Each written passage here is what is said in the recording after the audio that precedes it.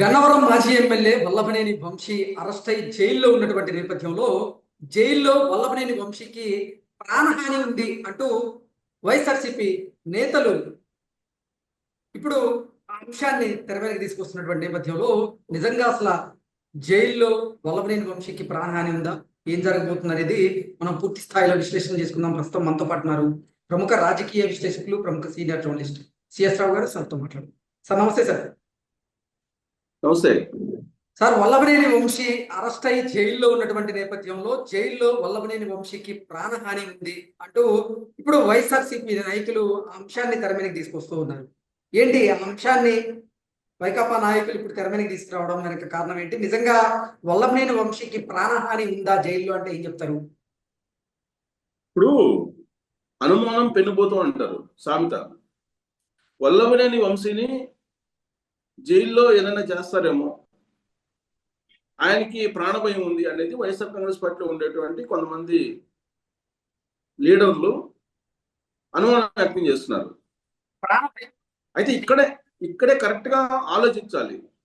ఎందుకు ఆ విధంగా వాళ్ళు అనుమానం వ్యక్తం చేస్తున్నారు, ఒకవేళ ఏమన్నా జరగడానికి ఏమన్నా జరిగే అవకాశం ఉందా అనేటువంటిది ఇప్పుడు కీలకమైనటువంటి చర్చ నడుస్తుంది.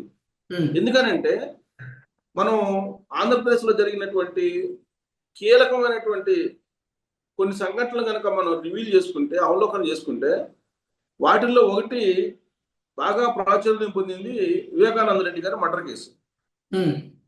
దాంట్లో వివేకానంద రెడ్డి గారి మర్డర్ కేసులో ఏం జరిగింది? ఫస్ట్ ఆయనది గుండెపోటు అని అన్నారు, తర్వాత గొడ్డలపోటు కింద వచ్చేసింది. ఆయన మర్డర్ జరిగిన తర్వాత వెంటనే ఆ మర్డర్కు సంబంధించినటువంటి రక్తాన్ని ఎవరికి పూశారు? తెలుగుదేశం పార్టీకి, చంద్రబాబు నాయుడు గారికి అంటించారు. సో రాజకీయ పరమైన లబ్ధిని 2019 ఎన్నికల్లో పొందారు. ఎవరు పొందారు, ఏంటి, ఎవరు చేశారు అనేది సిబిఐ ఎంక్వైరీ చేస్తుంది. సిబిఐ ఆల్రెడీ ఛార్జ్ షీట్ వేసింది.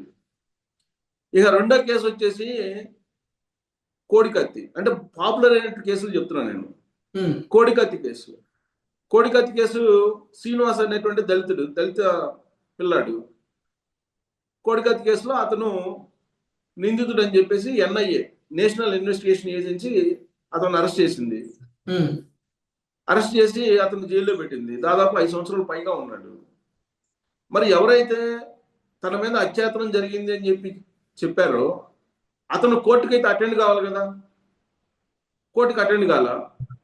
లాస్ట్కి నిందితుడే అభ్యర్థించేటువంటి పరిస్థితి. దయచేసి మీరు కోర్టుకి అటెండ్ కండి, కోర్టుకి అటెండ్ అయితే తనకి బెయిల్ అన్న వస్తుంది, నేను 5 సంవత్సరాల పైన అయిపోయింది జైల్లో ఉండి అని చెప్పి.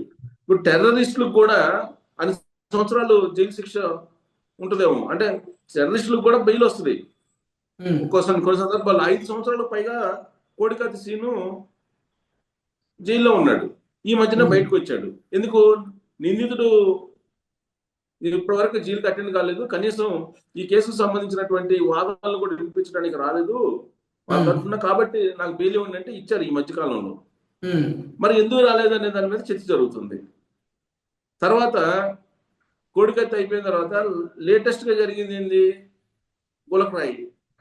గులకరాయికి సంబంధించి ఏం జరిగింది అనేది మనకు అందరికి తెలుసు 2024 ఎన్నికల్లో. అంటే ఈ కేసులన్నింటినీ ఎందుకు గుర్తు చేస్తున్నానంటే, జనరల్ గా వివేకానంద రెడ్డి గారి మర్డర్ కేసు అనగానే దాని వెనక ఏం జరిగింది అనేది సిబిఐకి తెలుసు. సిబిఐకి దగ్గర ఉన్నటువంటి ఇన్వెస్టిగేషన్ ఏంటి అనేది ప్రజలకు తెలుసు. ప్రజా కోర్టులో షర్మిల గారు చాలా క్లియర్ గా చెప్పారు, మనం చెప్పవసరం లేదు. వివేకానంద రెడ్డి గారి కుమార్తె డాక్టర్ సునీత గారు చెప్పారు.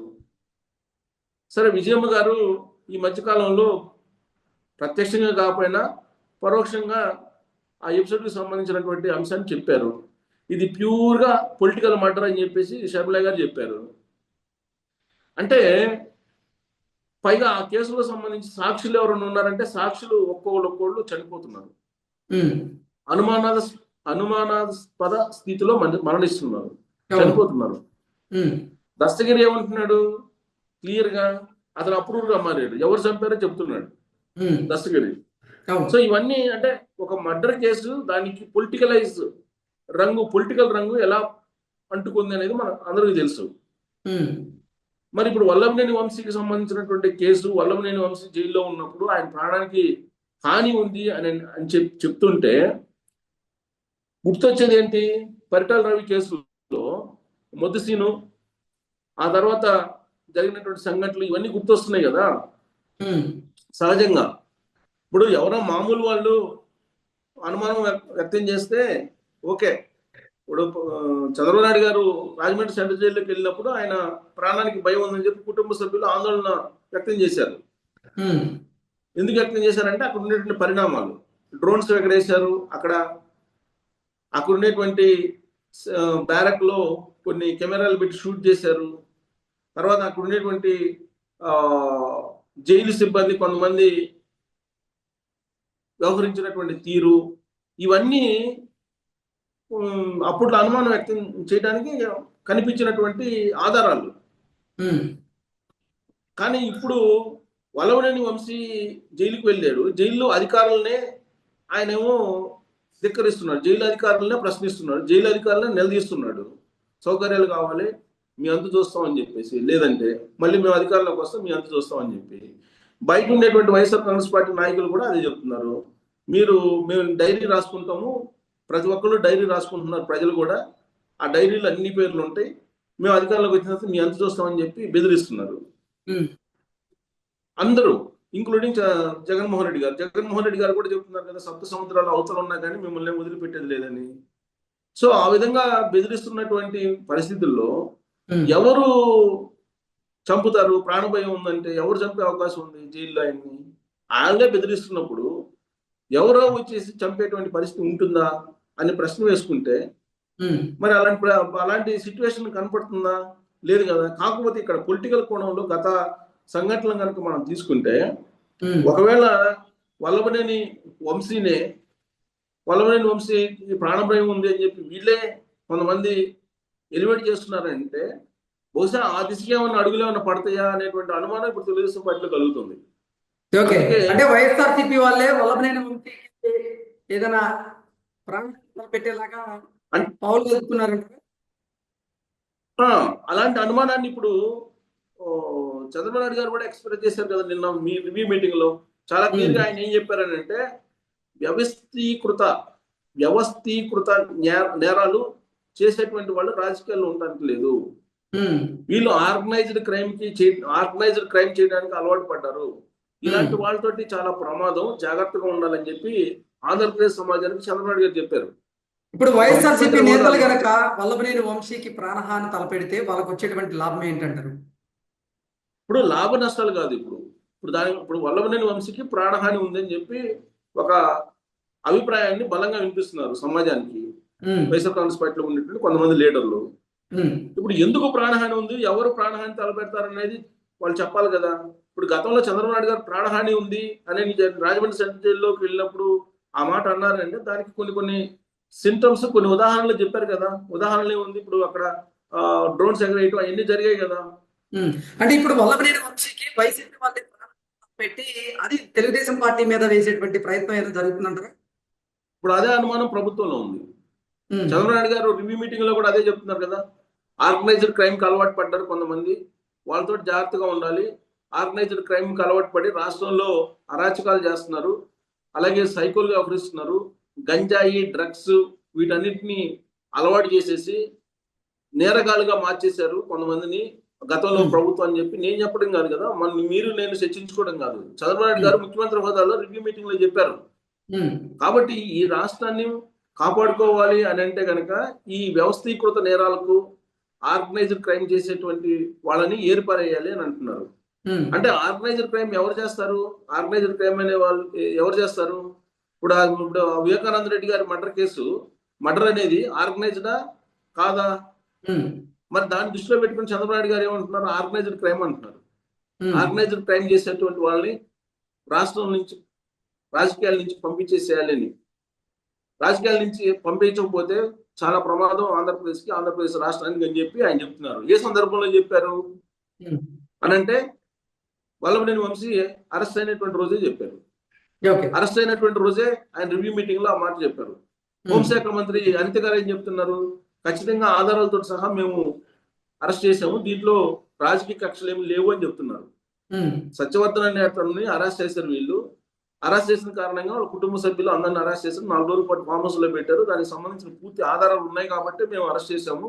మాకేమో రాజకీయపరమైన కక్షలు తీర్చుకునేటువంటి దానికి మేము వ్యవస్థలను ఉపయోగించుకోము అని చెప్తున్నారు. ఉమ్, పైగా జరుగుతున్నటువంటి పరిణామాలు ఏంది, గత 8 నెలల నుంచి క్రైమ్ చేసినటువంటి వాళ్ళందరూ బయటకు వచ్చేస్తున్నారు కదా బెయిల్స్ మీద. ఒకవేళ రాజకీయపరమైనటువంటి కక్షలు తీర్చుకునే పని అయితే ఈ పాటికి చాలా అరెస్టులు జరిగిపోవాలి కదా. అసలు జైల్లో నుంచి బయటికి రాకుండా అనేకమైనటువంటి కేసులు పెట్టాలి కదా.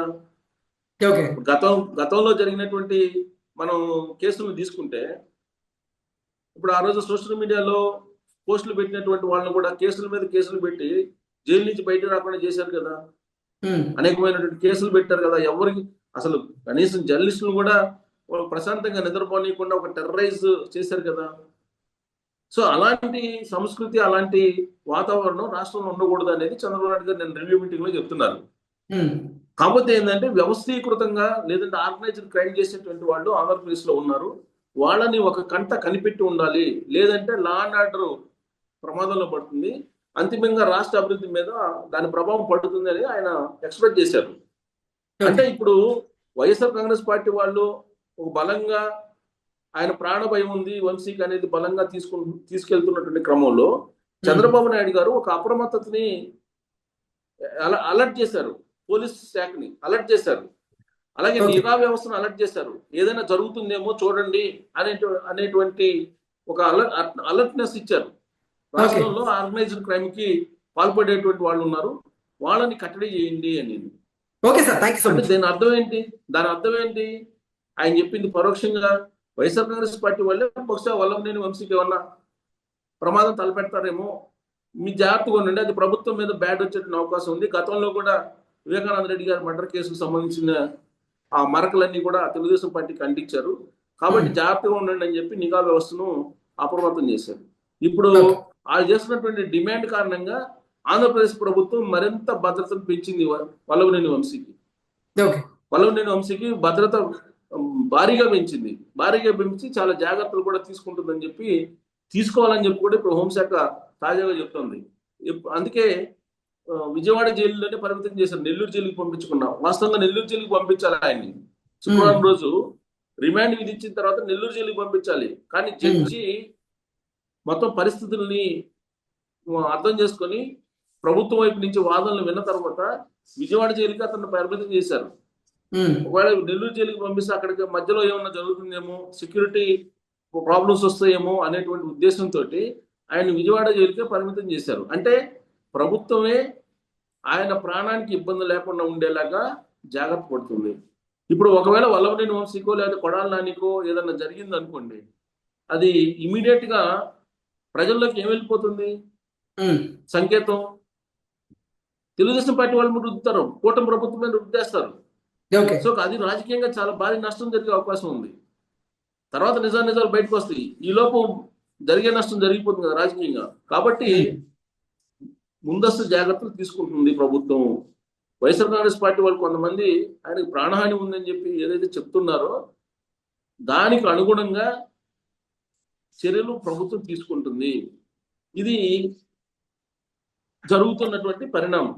అంటే ఇక ఇప్పుడు ప్రాణహాని ఒకవేళ తలపెడితే ఎవరు తలపెడతారు అనేది మనం చెప్పవసరం లేదు. గత సంఘటనలను రివీల్ చేశాం కాబట్టి దానికి స్పష్టత వస్తుంది. చంద్రబాబు నాయుడు గారు ముఖ్యమంత్రి హోదాలో కూడా అది చెప్పారు. ఒకవేళ ఆ చంద్రబాబు నాయుడు గారు చెప్పింది తప్పు అయితే ఆయనకేం ప్రాణహాని ఉండదుగా. Okay sir, thank you so much. Thank you.